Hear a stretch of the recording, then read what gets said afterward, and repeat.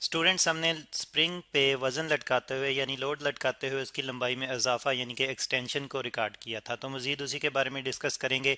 और अब हमने लोड और एक्सटेंशन के दरमियान ग्राफ ड्रॉ करना है। तो ग्राफ बनाने के लिए हमने स्केलिंग कर ली थी, जो कि मैंने यहाँ पे दोबारा से लिख ली है। और फिर मैंने एक ग्राफ पेपर भी यहाँ पे ले लिया है। और जो क्वांटिटीज़ यानी कि लोड और एक्सटेंशन जिनके दरमियान में हमने ग्राफ ड्रॉ करना था, वो उनकी रीडिंग्स जो हमने नोट डाउन की थी एक्सपेरिमेंट के दौरान में, वो भी यहाँ पे मैंने लिख ली हैं, ताकि इस डाटा को देखते हुए हम ग्राफ प्लॉट कर सकें। अब सबसे पहले तो जो मैंने स्केलिंग यहाँ पे डिफाइन की है, उसके मुताबिक मैं यहाँ पे एक्स और वाई एक्सिस पे यानी कि ग्राफ के इन हॉरिजॉन्टल और वर्टिकल एक्सिस पे जो क्वांटिटीज़ हैं मेरे पास, एक्सटेंशन और लोड और एक्सटेंशन, इनको मैं यहाँ पे लेबल करूँगा। और इनकी जो है वो स्केलिंग के मुताबिक इनकी क्वांटिटीज़ को रिप्रेजेंट करूँगा। और फिर उसके बाद हम जो है वो ग्राफ ड्रॉ करेंगे। अब लोड की वजह से एक्सटेंशन आ रही थी, लंबाई में इजाफा आ रहा था, तो इस तरह से लोड इंडिपेंडेंट है। तो लोड को मैं एक्स एक्सिस पर लूँगा, जैसे कि मैंने यहाँ पे लेबल किया है। और एक्सटेंशन को मैं वाई एक्सिस पर रिप्रेजेंट करूँगा। एक्सटेंशन को मैंने वाई एक्सिस पर लेबल कर दिया है। अब मैं इनकी क्वांटिटीज़ जो है वो रिप्रेजेंट करूँगा, और जैसे कि मैंने स्केलिंग की है उसके मुताबिक। तो एक्स एक्सेस पर मैंने लोड की क्वांटिटीज़ लिख दी हैं। जैसे कि हमने कहा था कि एक्स एक्सेस पर हम हर एक बिग स्क्वायर जो है 49 किलो डाइन्स के बराबर रखेंगे। तो देखें कि यूनिट मैंने यहाँ पे किलो डाइन्स में यहाँ पे इसके साथ क्वांटिटी के साथ ही लेबल कर दी हैं, इसलिए यहाँ पे जो मैंने लिखी हैं वैल्यूज़, उनके साथ यूनिट लिखने की हमें ज़रूरत नहीं है, ना ही प्रीफिक्स लिखने की। अब 0 से लेकर 49 तक मैंने यहाँ पे रिप्रेजेंट किया एक बिग स्क्वायर को। अब हम ये भी देख रहे हैं कि हर दो क्वांटिटीज़ के दरमियान में जो डिफरेंस है वो भी 49 किलो डाइन्स का ही है। तो इस तरह से 49 के बाद 98 और 98 के बाद 147 और 147 के बाद 196 आएगा। तो इस तरह से हमने वैल्यूज़ को लेबल कर दिया है एक्स एक्सिस पर लोड की। और ये लोड की वैल्यू है। और अब हम वाई एक्सिस पर एक्सटेंशन की वैल्यू जो है वो रिप्रेजेंट करेंगे। अब जैसे कि वाई एक्सिस के मुताबिक हमने स्केलिंग की थी कि एक बिग स्क्वायर 2 सेंटीमीटर को रिप्रेजेंट करेगा, तो इस तरह से 0 से लेकर फर्स्ट बिग स्क्वायर तक 2 सेंटीमीटर आ गया। अब एक्सटेंशन में हर क्वांटिटी के दरमियान में 2 2 का ही डिफरेंस आ रहा है, 2 सेंटीमीटर का। तो इस तरह से 2 के बाद 4 और 4 के बाद 6 और 6 के बाद 8 को मैंने यहाँ पे लेबल कर दिया है। अब स्टूडेंट्स, मैं क्रॉस मैचिंग देखूंगा एक्स एक्सिस और वाई एक्सिस की वैल्यूज़ की, और जहाँ पे ये क्रॉस मैच करेंगे वहाँ पे इन मैं पॉइंट्स जो है वो लगाता जाऊंगा।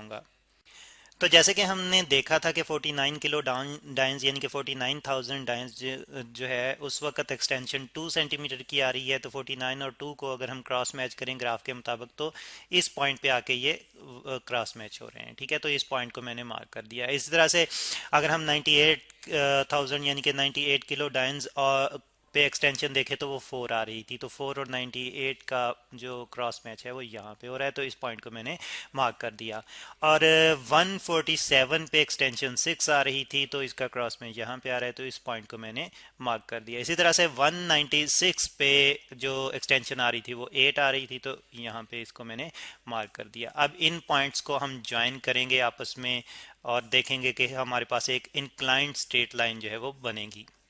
तो आप देख रहे हैं कि पहले मैंने ऊपर वाले दो पॉइंट्स को आपस में स्ट्रेट लाइन की मदद से ज्वाइन किया है, और फिर इसी तरह से मैं बाकी वाले पॉइंट्स को भी ज्वाइन करता जाऊंगा और ओरिजिन तक जो है इस लाइन को बढ़ा दूंगा। तो मैं पॉइंट्स को ज्वाइन करता जाऊंगा। जैसे कि आप देख रहे हैं मैंने ओरिजिन तक जो है वो इस लाइन को बढ़ा दिया। तो ये हमारे पास स्टूडेंट्स ग्राफ आ रहा है लोड और एक्सटेंशन के दरमियान में एक इंक्लाइंड लाइन, यानी कि एक ऊपर की तरफ ढलवान की तरह से बनती हुई एक लाइन जो है वो जा रही है, और जो कि बिल्कुल स्ट्रेट है। और इससे हमें पता चलता है कि लोड जैसे जैसे हम बढ़ाते जाएंगे एक्सटेंशन भी उसी तरह से बढ़ती जाएगी। तो अब हम इसी ग्राफ की स्लोप कैलकुलेट करेंगे। अब स्लोप स्टूडेंट्स कैसे कैलकुलेट करेंगे, तो उसमें हम ये करेंगे कि एक जो है वो ग्राफ पे ऊपर वाला पॉइंट ले लेंगे और दूसरा जो है वो कोई नीचे वाला पॉइंट ले लेंगे। तो चलें, मैं यहाँ पे ये 6 को जो है मैं ले लेता हूँ अपर पॉइंट, और 2 को मैं ले लेता हूँ लोअर पॉइंट। तो अब 6 से मैं बिल्कुल स्ट्रेट डाउनवर्ड लाइन जो है वो ड्रॉ करूँगा, और जो कि 2 के लेवल तक जो है वो आए। तो ये मैं लाइन डॉटेड लाइन ड्रॉ कर देता हूँ यहाँ पे।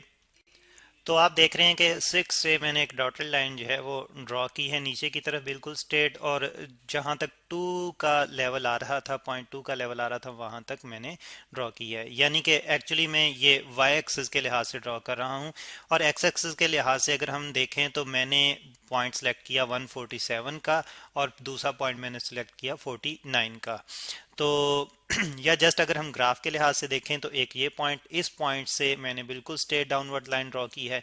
अब मैं एक बिल्कुल स्ट्रेट लाइन जो है वो हॉरिजॉन्टली ड्रॉ करूंगा इस तरह से कि वो इस पॉइंट से आती हुई इस लाइन को जो है वो इंटरसेक्ट करे, यानी कि इस लाइन के साथ आके मिल जाए।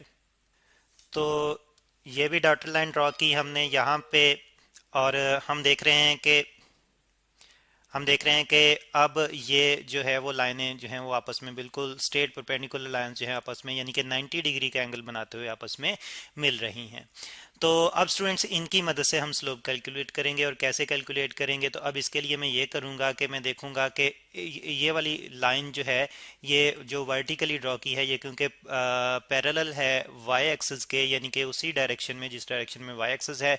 तो मैं देखूंगा कि ये कहाँ से स्टार्ट होती है वाई एक्सिस के मुताबिक। तो हम देख रहे हैं कि ये स्टार्ट होती है 2 सेंटीमीटर से वाई एक्सिस के मुताबिक, और एंड होती है 6 सेंटीमीटर पर वाई एक्सिस के मुताबिक। ठीक है, तो अब मैं इसका मतलब है कि इस लाइन की जो ग्राफ के मुताबिक लेंथ बनती है तो वो मैं फाइंड आउट कर सकता हूं इन दोनों पॉइंट्स का डिफरेंस लेते हुए। स्केल की मदद से हमने नहीं चेक करना, बल्कि ग्राफ की मदद से दोनों पॉइंट्स यानी कि जहां पे ये स्टार्ट और एंड हो रही है उनका डिफरेंस लेते हुए हमने चेक करना है। तो 6 और 2 का मैं डिफरेंस लूंगा।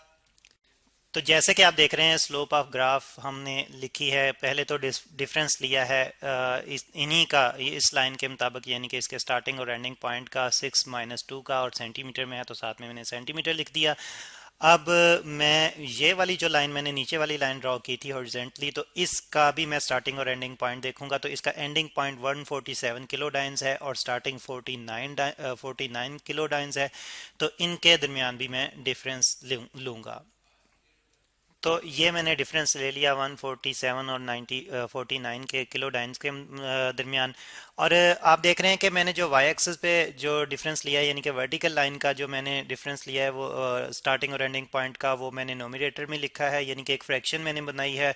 और वर्टिकल वाई एक्सिस का डिफरेंस मैंने स्टार्टिंग एंडिंग पॉइंट का लिखा है नोमिनेटर में।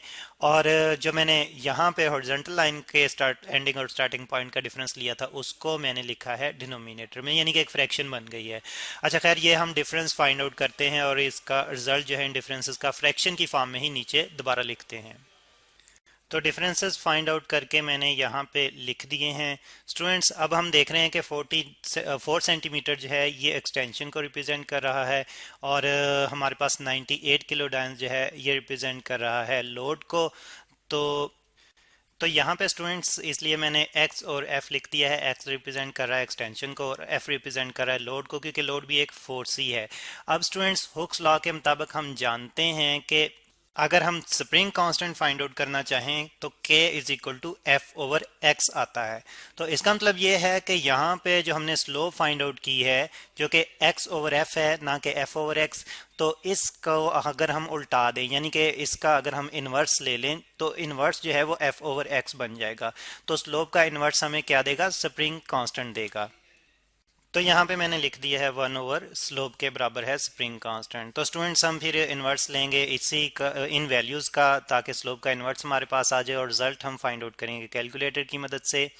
सबसे पहले तो मैंने इस फ्रैक्शन का इन्वर्स ले लिया, यानी कि स्लोप का इन्वर्स लिया। अब कैलकुलेटर की मदद से मैं सॉल्व करूँगा इसको, तो मेरे पास वैल्यूज़ आ जाएंगी स्प्रिंग कांस्टेंट की।